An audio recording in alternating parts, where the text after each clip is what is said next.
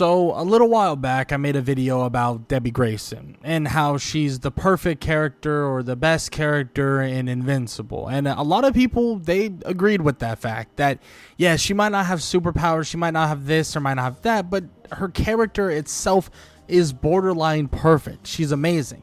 And I was thinking, honestly, I don't think one video is enough, because I saw a lot of you talking about how Debbie Grayson is the perfect mother, like, ever. Now, there probably are other mothers out there. Shoot, maybe you have the perfect mother as well.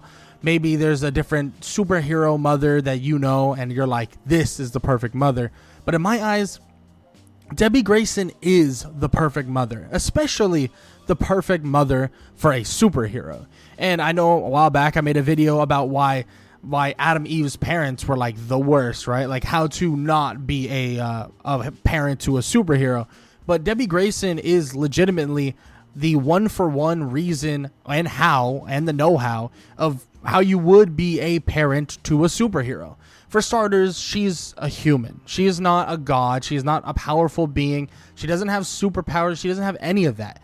But Debbie Grayson is one of the few major characters in Invincible without any powers, but that's exactly what makes her stand out. While superheroes clash and fight and people die and get hurt massively, she's there and she remains this grounded figure for Mark, this grounded figure that is emotionally, mentally, and morally grounded in almost every single aspect. Her strength doesn't come from some enhanced DNA, from some crazy outer space technology. No. It's from resilience, from her love for her family, despite living amongst literal powerful beings that some may even see as godlike beings, and she's still able to anchor everybody down, everybody to a large extent. Shoot, she was so great that Omni-Man himself, the one that beat up his own son, left the planet, and kind of went on to basically quote-unquote marry another woman or whatever creature the Thraxans are, right? That one creature, and have another kid and all this stuff. And he still, when he was in the prison, when he was still chained down and borderline about to be executed, he says that he misses his wife. And there's a reason why she's so perfect, not only as a character, but as a mother, as a wife, as everything. I mean, she raised Mark with empathy, not with power. Even though Nolan or Omni-Man was distant, he was secretive, he was emotionally cold for the most part. He wasn't your typical father. I mean, maybe some of you would see that as a typical father, maybe raising somebody with like that heavy hand, or raising somebody without all this compassion or any compassion at all. Or humility is what a father does. And I agree, some fathers, they do have a tendency of doing that. But Omni-Man was definitely your, way out of the way. Didn't seem like he wanted much to do with Mark for the most part until his mother, or until, Mark's mother, aka Debbie Grayson, started showing him a different way. Started showing him there are things to care about in terms of Mark, not just his eventual arrival of powers. You can enjoy this kid. You can enjoy what he's doing. You can have pride and be proud of him. And those are things that she was able to bring to the surface as well, raising Mark with compassion, with humility. And the person that Mark becomes is a caring, selfless hero, and is largely because of Debbie's influence. I mean, if it was mostly influenced by Nolan, his whole thought process would be different. His whole idea would be different, and the end result would be drastically different. And we've seen this on multiple occasions. Various different versions of Mark Grayson decide to go down the route of enslaving his entire planet and betraying his entire, all his friends, all his family, and his entire his entire country and entire planet in general. And this is all because of, either the lack of raising from his own mother, or from the more different ideas from the one and only Omni-Man or Nolan. And Debbie's influence is greatly shown throughout the entire show. She taught him the value of kindness, the importance of doing the right thing even when the right thing is the hardest thing to do. That power doesn't just define a character. And without her, Mark might have easily easily followed in his father's footsteps, like I've said. And I always go back to that moment, and a moment that honestly I really liked seeing, because I'm sure as most of y'all, if y'all are men, or you guys are growing up, or you're teenagers, whatever, you probably have moments of kind of uncertainty for yourself, that you get angry about something, and you look at a situation, and very similar to Mark here, where he's like, well, make me do it then. You can't make me do it. And we might feel like, oh, this is a power move for us, but this is just our emotions taking over, and our emotions getting a little too out of control, obviously. And it's the same thing for even a super powered being, and she handles it so beautifully. She immediately points out, like, so does that make you feel good, make you feel powerful, make you feel strong, that I can't physically make you do something? And this shuts down everything, shuts down the entirety of this argument, because she's right. Does that make you feel strong? Because it shouldn't, right? She's not here to force Mark into doing anything. She wants Mark to be smart, wants him to be emotionally intelligent, wants him to be sharp. That's all the things. Debbie isn't just a loving mom. She's extremely intelligent, extremely sharp, and she wants him to be able to figure out his own pathway, his own way. So she's obviously going to give him that chance to be his own person. And that obviously is shown in the whole idea of him dropping out of college. Yes, she's like, you really should finish college. You really should do this. You really should do that. But she understands at the same time that this world, his world, is a lot different than the one she walks in. She doesn't walk in the same world he does. She can't throw a car 100,000 miles, right? She can't chuck something or fly through the sky. And she brings this even up to him, that she knows that she can't do those things, but she's always here. She's always listening. She can always help. Yes, it's different. Yes, she doesn't understand every aspect of what he goes through, but she figured out a lot of different things, and a lot of things to understand in terms of Mark and Nolan themselves. I mean, shoot, she's extremely intelligent in terms of these ideas. She figured out something was wrong with Nolan long before anyone even dared to question him. But she also didn't turn she didn't turn a full blind eye to it, but she wasn't afraid of it unraveling. She wasn't afraid of it to an extent. She knew what she needed to do. She knew that she needed to protect her kid. She needed to protect Mark, and she needed to make sure that everything was ironed out.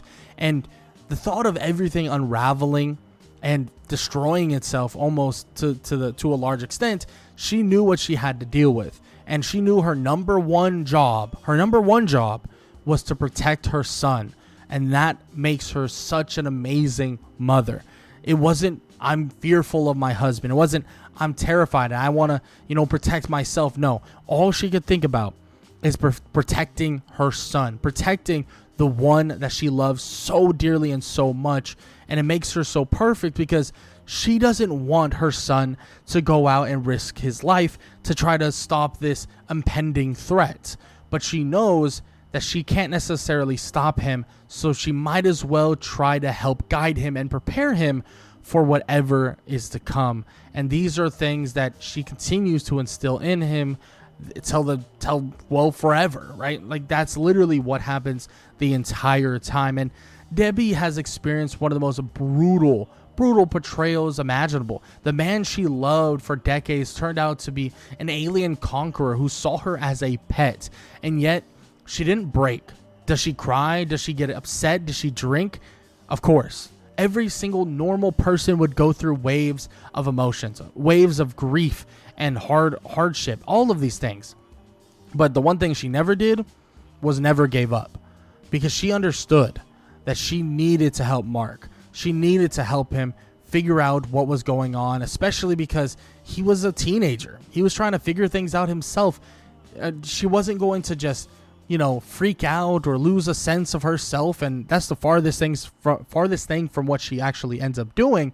And she obviously helps Mark every inch, every part of the way. And imagine that. Imagine dealing with something so great. Imagine dealing with an emotional heartbreak in your literal husband betraying everybody, leaving the planet, not showing up ever again. And we'll talk about another betrayal, which is insane as well, which I've brought up before. But Yeah, imagine having to deal with a betrayal like that and still having it in your heart to make sure that you don't take it out on your kid.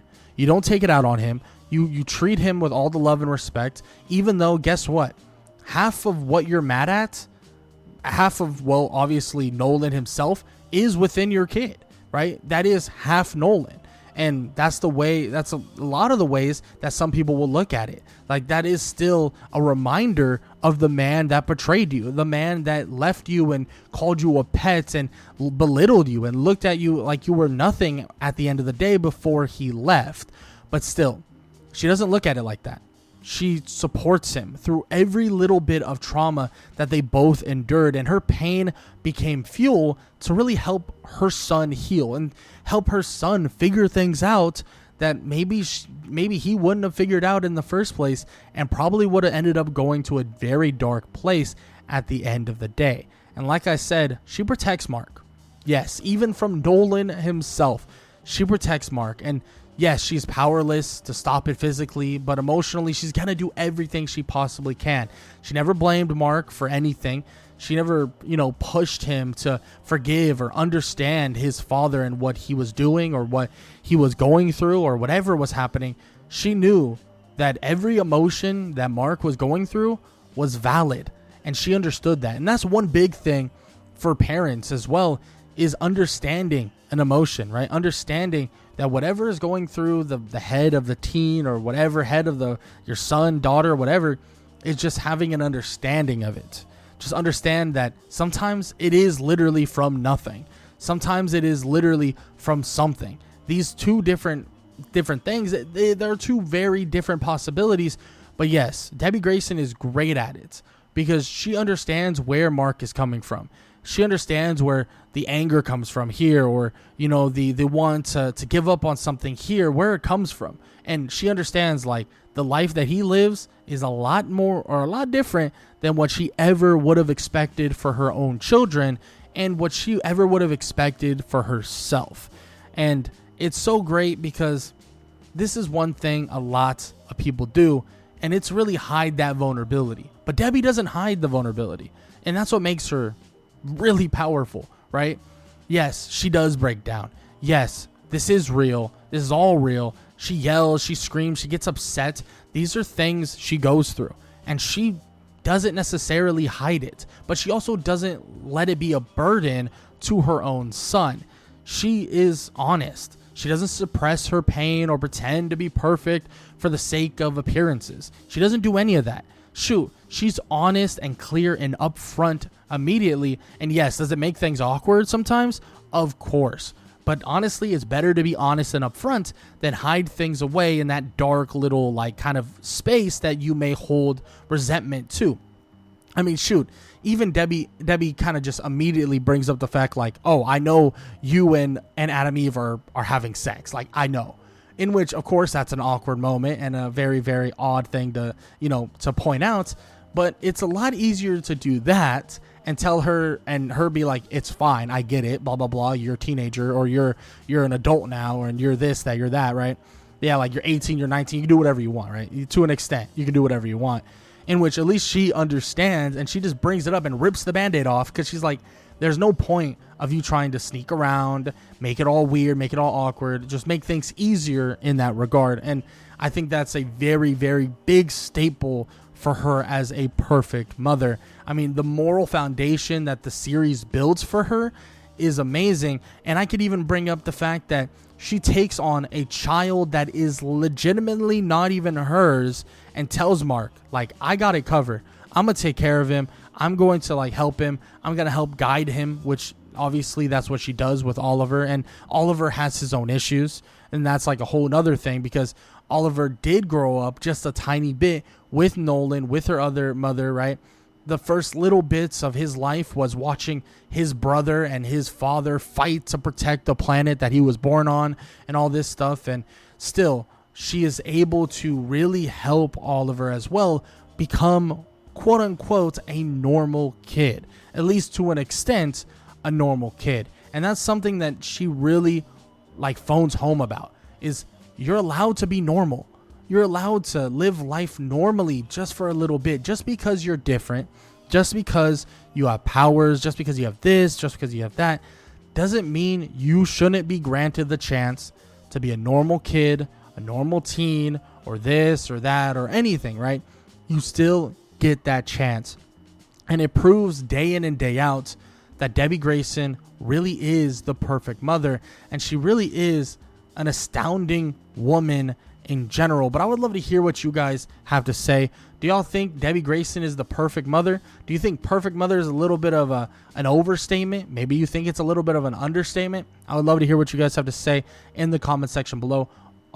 Make sure to show some love as well, though. Leave a like, leave a sub, leave a comment down below, all that good stuff. Hope you guys enjoyed the video. And if you enjoyed this video, YouTube believes you'll enjoy this one, so might as well go check it out.